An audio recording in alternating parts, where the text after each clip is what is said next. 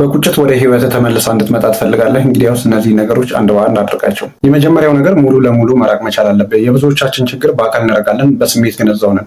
ማለትም በዚህ ሁኔታ ደግሞ እርሷ ወደ ህይወታችን ተመልሳ እንድትመጣ ማድረግ አችልም። እውነታዊ ነው። ማለትም ደጋግመህ ቴክስት እያደረግና ደጋግመህ እየደወልክ እርሷ ትመጣለች ብሎ ማሰብ ይሄ ጅልነት ነው። ምክንያቱም በሩን ዘግተህ በመስኮት እንደማናገር ቁጠረው። በዚህ አይነት ሁኔታ ውስጥ የምትቀጥል ከሆነ አብዛኞቹም ሴቶች ደግሞ ይህን ሙድ በልተውታል። ማለትም ወንድ ልጅ ሲረቃቸው ደግሞ እንደሚደውል አሊያም ደግሞ ቴክስት እንደሚያደርግላቸው ሙሉ ለሙሉ እርግጠኛ ናቸው። ስለዚህ ይህንን ግምቷን አንተ ፉርሽ ማድረግ መቻል አለበት። ስለዚህ ስትረቃት ሙሉ ለሙሉ ራቃት።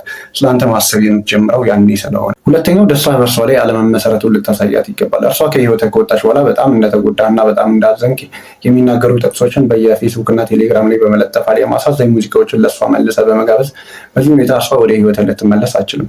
የትኛውም ሴት ልጅ ወደ ህይወት የምትመለሰው ከእርሷም በኋላ የነበረ ህይወት በዛው መልኩ ሲቀጥል ነው። ማለትም በደስተኝነት ሲቀጥል የተወሰነ ጊዜ ልታዘን ይችላል፣ ይገባኛል። ነገር ግን ራስህን መሆን ስችል ወይም ደግሞ ካለ እርሷ የነበርከው ጊዜ አለ፣ ከእርሷም በኋላ ደግሞ የምትኖረው ጊዜ አለ። ተመሳሳይ ሲሆን ወደ ህይወት የምትመለሰው። ምክንያቱም ይህ በራስ መተማመንን ያሳያል። ወይም ደግሞ ህይወትህን በአጠቃላይ ለእርሷ ብለህ አልቀየርክም ወይም ደግሞ በእርሷ ላይ ጥገኛ አይደለም። ይህ ደግሞ ወንድ ልጅን ከሚማርኩና አማላይ ከሚባሉ ነገሮች ዋነኛውና አንደኛው ነው። ሶስተኛው የመተካት ፍርሃትን ብጠርባት። በግንኙነት ውስጥ መስኪን መጫወት አያዋጣም። እውነታዊ ነው።